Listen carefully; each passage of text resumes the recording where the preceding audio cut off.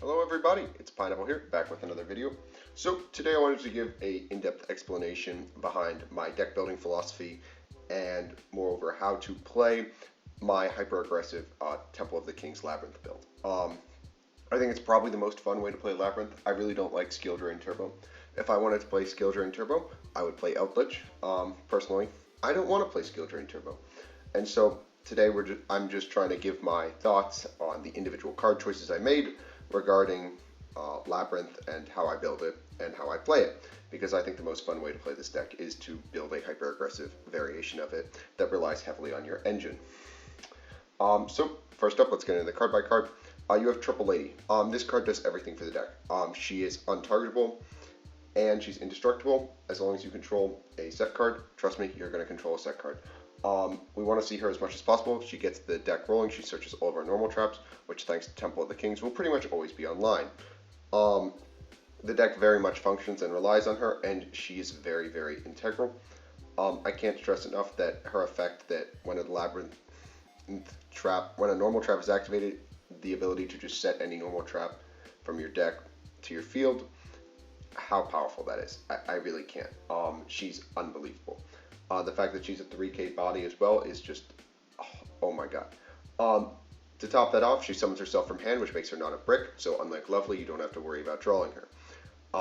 That said, she gets you to D-Barrier, she gets you to whatever out or removal card that facilitates your game plan is, as well as continuing to get your engine going, if necessary. She's everything to this deck. But then we have Lovely. Lovely is the follow-up and the icing on the cake. And in my build specifically, she does come up a lot. I think if you're playing Lovely, you should be on Temple. She says that your opponent can't activate monster effects in response to your normal trap of cards, which is just, really, really good. Anything that prevents your opponent from responding to your stuff is always good and forces them to play suboptimally, especially when it's monster cards. Additionally, she lets you target a normal trap in your grave, set it to your field, which is amazing for recycling. She makes matchups like Branded much easier once you've resolved D-Barrier once, because you can just get to looping D-Barrier. She's unbelievable for that reason specifically. However, she is unfortunately a brick, since she has no way to summon herself out from your hand. She's also serves no protection to herself, which makes her very vulnerable. But getting her out, you have to be a little cautious about when you bring her out. But that said, she is pretty much everything as well to the deck in terms of, in a grind game. Lady's great in a grind game, but Lovely is really going to be your all hands on deck in a grind. She will win you the grind. We have 3 copies of Ariana. As we are a heavily engine-focused version of the deck, we need to see this card as much as possible, especially with how much we want to resolve Big Welcome turn 1. If it's normal or special, add a Labrynth card from your deck to your hand. Most of the time you're going to be adding Big Welcome. Sometimes you'll add regular Welcome. Sometimes you'll add Shang. Sometimes you'll add the Field Spell. Or even Clock. Any of them. There's no real bad add here, but 95% of the time it's going to be Big Welcome. This card's just unbelievable. It does everything, but we'll get to that later. Additionally, she has the draw effect like the other servants, where if it's on the field and a monster is removed from the field by a normal trap effect, she gets to draw a card and then either set or special a fiend from hand, which is just unbelievable because you can set your back row that you draw into, and with Temple of the Kings, it can be online. That includes things like floodgates like Gozen and Judgment as well, which is just a really, really powerful effect. We then have one Shang. This card is really, really, really good in the grind. I wasn't initially sold on the furniture, but in playtesting and in my just total overall playing, this card is just so good for getting dead cards out of your hand. There are a lot of times where you have just drawn, you draw Lovely and you just can't get her out of your hand and she's just sitting there and she does nothing. There's times where you draw evenly going first. Shang just turns those cards into, free discard fodder. Just get them out of your hand. You don't have to worry about them, think about them. It just puts them somewhere that's useful, turns them into advantage, as well as accruing in the grind game. Shang is just an unbelievable card because it allows you to just loop itself a whole bunch of times and makes it so that your Ariana searches can be for things like Lady instead of more welcome traps. That said, I'm really sold on Shang. Post Cyberstorm Access, you're going to be playing as well a copy of Stovey, because Stovey summons itself to the field instead of adding back to your hand, and is a level 2, which means you can use it with any of the big girls to make Chaos Angel, which is just an unbelievable card. We have 3 copies of Ash Blossom. Your hardest matchup is Branded, and subsequently you need to be able to deal with resolving Branded Fusion and preventing them to do that. Branded can turbo out Dragoon, which is very, very, very, very, very bad. Do not let them do that. Ash is just also a great generic hand trap. And we really, really do not want to let anyone get to Dragoon. The best way to do that is to play Ash. So, of course, we're playing it. We have one copy of Clock. If you're unaware, Clock says you can discard this card and you can activate a normal trap to turn it was set if you control a Labrynth monster. And if a card is sent from your hand to the graveyard to activate a normal trap card or a Labrynth card, you get to add it back to your hand. This card is really great, especially when you couple it with devastating cards like EEV, D-Barrier, a Pointer, etc. These are really, really powerful blowout cards that can just win the game instantly, and having the shock value of your opponent believing they're safe from them can often be really, really, really powerful. I can't stress enough how good this card is. It's Temple of the Kings, but it's searchable. Again, just unbelievable. Clock does so much for this deck in terms of just enabling plays and making your removal traps floodgates that you search, and blowout cards like EEV and a Pointer just online instantly, as well as your time win conditions like Secret Barrel. We then have 3 copies of Frostbeat. We will do anything and everything to find things like Ariana and Temple of the Kings, as well as Big Welcome. I really can't stress enough, we don't go into our extra deck a ton, but we'll discuss the important cards that you really don't want to get rid of. But Prosperity, just digging 6 cards deep, you're going to see what you want to see. You're going to see a Temple, you're going to see an engine piece, you're going to find what you want off this card. I can't stress enough just how good this is, while also being able to keep the extra deck monsters that you do need is just so unbelievable. We then have 3 copies of Temple of the Kings. This card is everything to my build. It lets you activate a trap card the turn it was set. That's every turn. That is not just on your turn, that's on your opponent's turn as well, meaning that if you set a normal trap with Lady during their turn, you can immediately flip it. Temple of the Kings does an unbelievable job just with this deck, especially on your turn 1 plays. It gives you options to break apart boards, especially going second. There are a lot of times where my opponent's like, oh, he's just going to set 5 pass, and instead I'm trying to play through their board on their turn, and actually I'm accomplishing things instead of just, setting 5 and passing back. Temple is unbelievable. I really can't stress enough how much I enjoy this card, making all your removal traps online. Additionally, the fact that all your removal traps are then searchable with Lady and online means that you don't have to play as many copies of them, which means you have room for non-engine pieces, things like Prosby, things like Evenly, things like Gozen, that really will just win you games as well. We then have 1 copy of the Field Spell. This card is fine. I go back and forth on playing it, but the advantage it will accrue when it does things, its ability to retrieve things like Lovely is just unbelievable. It comes up, it does matter, unfortunately. I wish it didn't, but if you're unfamiliar, when you activate a set Welcome Labrynth normal trap, you get to add an additional effect, which is destroy a card on the field, which is just really powerful. It triggers all of your, effects like Lovely, Ariana, Shang. It turns all of your Labrynth Welcome traps into removal cards, just really great. If you activate a non-Labrynth normal trap, you get to special summon a Fiend from your grave or hand, which is just, really great for recurring resources like when you pitch Lovely, etc., etc. Moving on to our selection of traps. First up, we have Big Welcome. This card does everything. I really can't stress enough. It enables turn 1 loops. It allows you to turn 1 hand loop people, which is just so dumb. So it has you special summon a Labrynth monster from your hand, deck, or grave, and then you return a monster you control to the hand. You can banish it from your grave, target a Fiend you control, or if you have a level 8 or higher Fiend on the field, you can target a card your opponent controls instead. That's unbelievable. I really can't stress enough how good this is.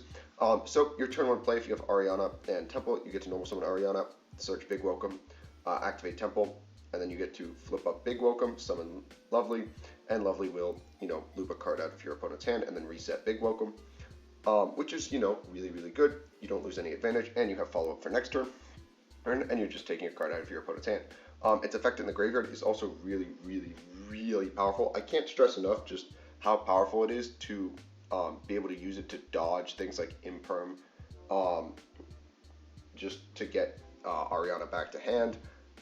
Like turn 3, if you have an Ariana on the board, you can use it to bounce Ariana back to your hand, and then normal her again for another normal trap, like Welcome or another Big Welcome. Just unbelievable for the advantage.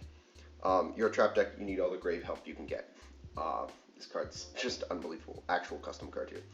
2 copies of Compulse. Non-destruction removal is really awesome, especially non-destruction removal that is not a once per turn.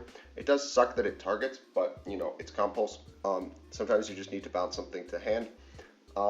It's just a great removal card. I can't sing its praises enough. It's one of the 2 removal traps that we are playing multiples of, simply because it doesn't have a once per turn. Just a great card. I can't stress enough. We are on 1 copy of Daruma. I can't sing this card's praises enough. It's so useful for beating things like Trap Tricks. The matchup against Trap Tricks, if you don't have this card, is an uphill battle. Towers type monsters can really be a struggle sometimes. Just Link decks in general get obliterated by it.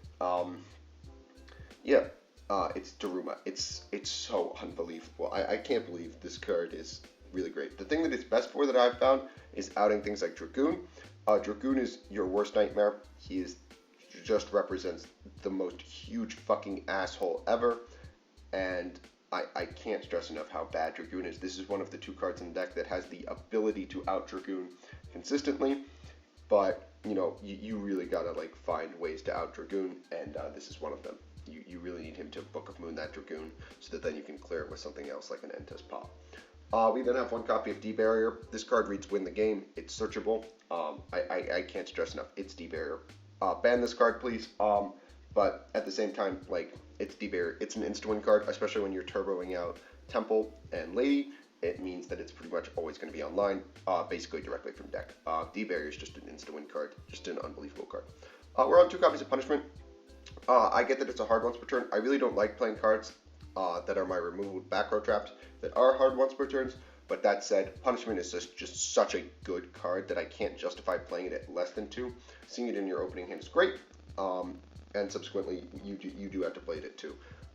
Targets like Entis, Garura, Bucephalos are just so unbelievable. Even Omega's amazing as well, but we'll discuss those later. But getting to pop 2 with Entis, draw a card with Garura is just unbelievable. I can't sing Punishment's praises enough. But moving forward, we have 3 copies of Evenly Matches in the main. You physically are incapable of killing them going second. You cannot put 8k damage on board. It's not mathematically possible, which means that there's no reason to even try, which is why Evenly Matched does so much. Additionally, you are not able to, since you aren't able to kill them, it does, force things out, which allows you to play through things. Additionally, since it is a normal trap, it does turn on Lady in your hand, which is really, really good because you can put Lady on the board without, activating a normal trap. So if you don't draw Ariana, but you just draw Temple and say Big Welcome, you can also get out Lady before you flip Big Welcome to search something on your turn. But it's evenly matched. You don't really have any real good going second options as a trap deck, so you play evenly matched. It's also beneficial because it's a normal trap. We then have IDP. You are really, really suffering for non-targeting, non-destruction removal in this deck, just as a trap deck in general. But Ice Dragon's Prison is one of those cards. And so, unfortunately, it's way too niche, but, you do got to play it because it does out things like IPA for max. You need an out to those stupid cards that are instant wins. This is another card that has the potential to out Dragoon, but specifically it has to be in, a deck that's, playing Red Eyes Fusion, not so much, Branded, who are just going to, shuffle the copy of Dark Magician away. It doesn't out Dragoon perfectly, but, you got to play your outs, so you got to hope and dream. I'll run 1 copy of Imperm. Again, if you really need it, you can search it with Lady. It's another hand trap. I like Imperm at 1. It does come up where I'm searching Lady a solid amount of time. Just because I'm like, oh, well, I know they're playing Sword Soul. What's the best thing I can do? I can just Imperm Moyi. Who cares? This is post D-Barrier has resolved turn 3, or they're normal summoning Taya or whatever. Anyways. We're on 1 copies of Terrors of the Overroot. This card is really, really good in this format specifically. If you're unfamiliar with Terrors, it says target a card your opponent controls and a card in their graveyard. You send the card on the field to the grave, and then you set the card from their graveyard to their field. This is really, really good against Kashtira, specifically, because you can send their first special, and if they've ashed you or something, then you set the ash to their field, and then they have a body on field, and they can't, activate Unicorn Effect or whatever. Terrors is really good right now. It's another piece of non-destruction removal. It does target, however, so it's a lot more niche. It's also a once per turn for some reason. But it does have a lot of like really cool applications, like putting a monster on your opponent's board that they can't really utilize and like clogging their zones. I like Terrors a lot. It's fine. We then have 3 copies of Welcome Lab. As you special Labrynth from your deck, and then your Fiend locked from your deck and extra for the rest of the turn until your opponent's end phase or whatever. It really doesn't matter how long it locks you. You're only summoning Fiends anyways. Um, um, and additionally, if a monster leaves the field by your normal trap effect, you can set this card. That does have to be on a separate turn than it was sent to the graveyard. But this card is just, a different version of Welcome. Big Welcome. Basically, it's Big Welcome that does not immediately trigger something like Lovely. That said, it is still a really good card, and it's basically 3 extra copies of Big Welcome. Not as good, but it's different in the grind. Both of them matter, and both of them are really good cards. I love this card. Just flipping it feels so good. It's unfortunate, but most people know to ash this now. But you gotta live with what you got. We have 3 copies of Gozen. I know I don't like playing Floodgates, but Gozen is just such an unbelievable card right now. So many decks just get screwed by it. It beats dumb rogue level strategies. It stomps on Kashtira, which is a tough matchup. It even hits Branded in some regards. It forces them to like send for Albion. It forces them to play differently. It's not a huge blunder to them, but Gozen is just such an unbelievable card.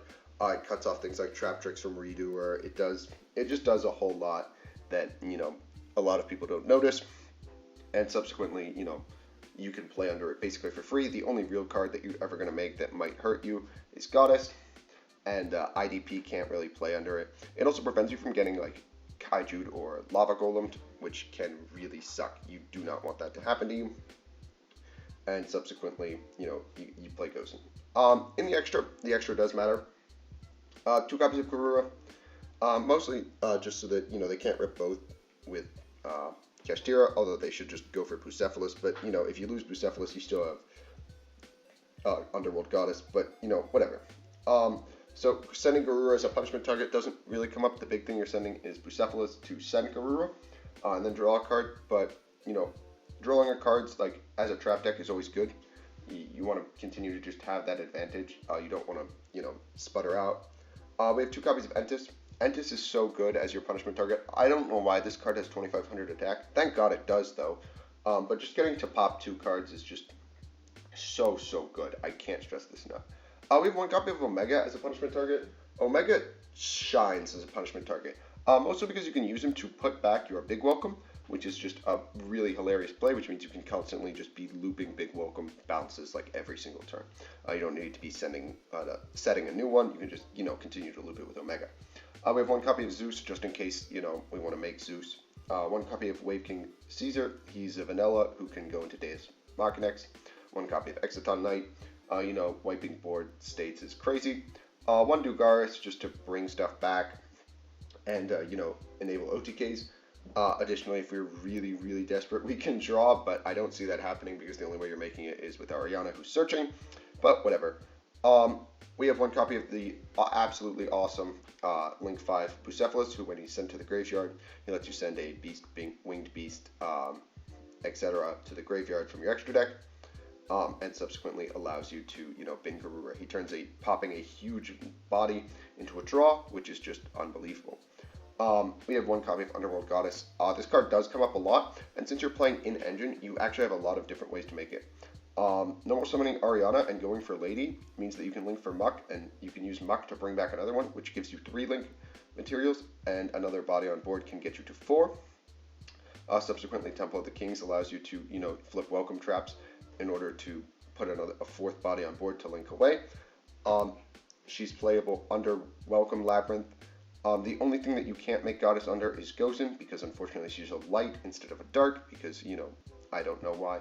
But she is the anti-cheese white woman. She is integral to this strategy because, I've had people make Psychic and Punisher on me. Didn't have a good time with that, so we made Goddess.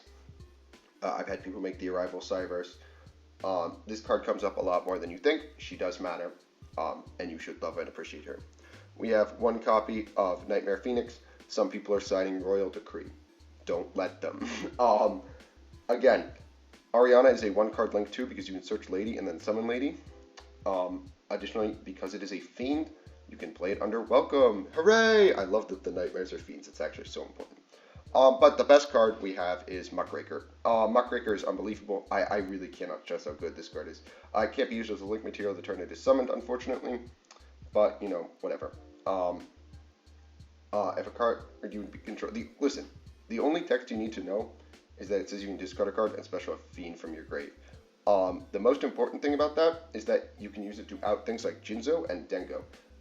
It means that normal summoning Ariana lets you search Lady in order to make Muck and discard a card to summon out Lady in attack position, because unfortunately she does summon in defense. But essentially this card enables you to out things like Denko Sekka and Jinzo, which people have sided. I think the only matchup that you really have to worry about Jinzo anymore is exactly branded, because they send an expulsion for it.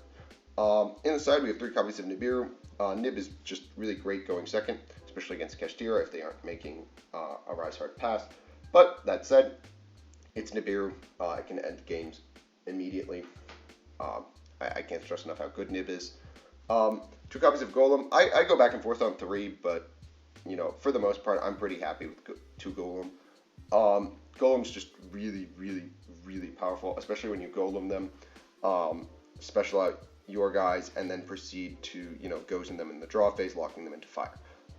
Golem does so much and just outs so many things. It is also a out to Dragoon, because 95% of the time they are going to put like normal Aluber and then make Dragoon, and they will probably have something to, you know, for you to Kaiju.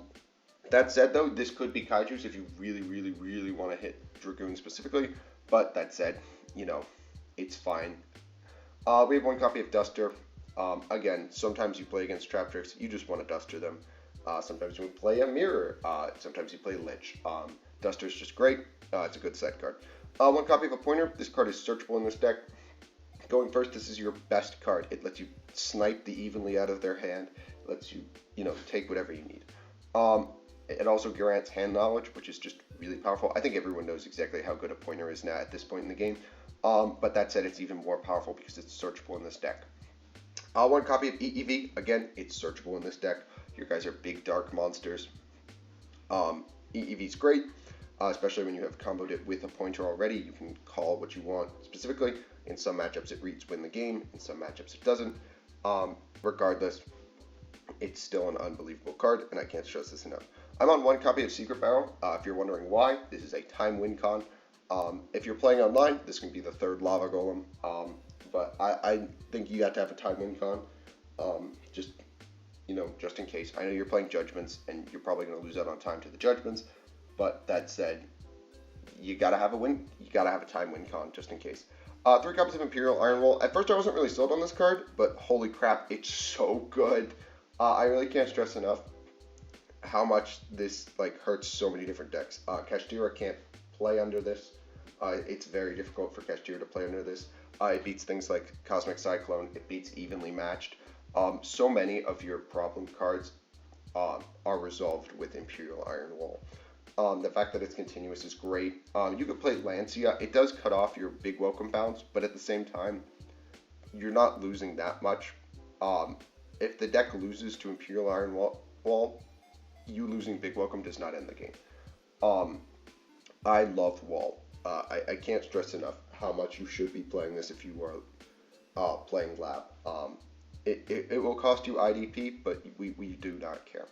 3 copies of Judgment. I go back and forth on maining this, but it's Judgment. You're a trap deck. Play Judgment. You have the space. Immediately just board out of Evenly, go into Judgment. It's Judgment. I don't know what to say. I hope you guys enjoyed. If you have any questions for me, leave them in the comments below, and I'll be sure to answer them. And I'll see you guys in the next one.